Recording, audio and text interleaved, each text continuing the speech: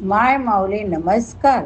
त्रिवेणी ओवी जागर, सण वार उत्सव या जागरमध्ये आपण विविध सणवारांची माहिती समजून घेतोय. आज आपण दसराविषयी अभिवाचनातनं ऐकूया. नवरात्र संपली की 10व्या दिवशी दसरा असतो. वर्षातील 4 सणांपैकी 4 मुहूर्तापैकी एक महत्त्वाचा दिवस म्हणजेच दसरा. या दिवशी कुलदेवीचा, ग्रामदेवतेचा, इष्टदेवतांचा हार खडीसाखर वाहून मानसन्मान करायचा असतो. सीता मातेचा नैवेद्य शेतात मधोमध पुरून पूजा करावी. या दिवसापासून नवे शुभ कार्य करण्यास आरंभ करतात. मुलांसाठी 2 विशेष सेवा असतात. शाळेतील मुले आता सरस्वतीची म्हणजे विद्येच्या देवतेची पूजा करतात.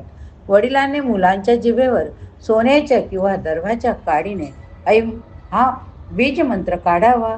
मुलांकडून एका तांब्याच्या ताम्हाणामध्ये तांदूळ पसरवून त्यावर भाताच्या बोटाने खालील नावे काढावीत. कोणती? चला आपण अभिवाचनातनं बघूया.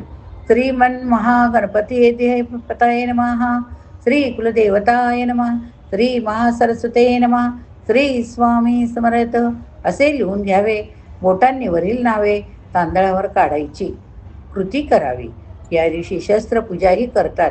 हा दिवस विजयोत्सव म्हणून साजरा केला जातो. दसऱ्याच्या दिवशी अपराजिता देवीचे पूजन, सीमोल्लंघन, शमीवृक्षाचे पूजन विजयी मुहूर्तावर करावे. जवळपास शमीवृक्ष नसल्यास आपट्याच्या झाडाची पूजा करून त्या झाडाच्या मुळाजवळील माती अक्षदांसह आणावी. पुरुषांनी घरात प्रवेश करण्याआधी प्रवेश दाराजवळ उंबरठ्याबाहेर शेणाचा राक्षस काढून ठेवा. हा राक्षस म्हणजे दुष्ट शक्तीचे प्रतीक. त्याला चिरडून त्यावर पाय ठेवून घरातील मुख्य पुरुषांनी उंबरठ्यापर्यंत यावे. मग तेथे सुवासिनींनी त्यांचे ओवाळून स्वागत करावे. नंतर स्वामी महाराजांना, घरातील देवांना सोने द्यावे. लहानांनी मोठ्यांना नमस्कार करून आपट्याची पाने द्यावीत. सर्व श्री स्वामी समर्थ केंद्रावर महाराजांचे सोने, आपट्याची पाने, घटाच्या मातीतीत काही धन अर्पण करून मगच एकमेकास सोने द्यावे. स्वामी समर्थ महाराजांना अर्पण केलेल्या पानातून 2.5 आपट्याची पाने आपल्याजवळ पुढील दसऱ्यापर्यंत सांभाळून ठेवावीत. घरातील देवतांना वाहिलेली सोने तिजोरीत, पाकिटात ठेवावी. कुठल्याही महत्त्वाच्या कामाला जाताना बरोबर असू द्यावी. कार्यकारणभाव. याच दिवशी अष्टभुजा देवीने महिषासुराचा वध करून विजय संपादन केला. प्रभू रामचंद्राने रावणाचा वध करून विजय मिळवला.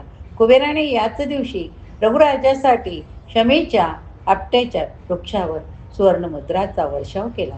त्यातील फक्त 14 कोट मुद्रा वरतंतु ऋषींनी घेतल्या, बाकीच्या लोकांना लुटण्यास सांगितल्या. म्हणून या 2 वृक्षांचे मोठे महत्त्व दिसून येते. दसऱ्याच्या शुभ मुहूर्तावरती तुम्हा सगळ्यांना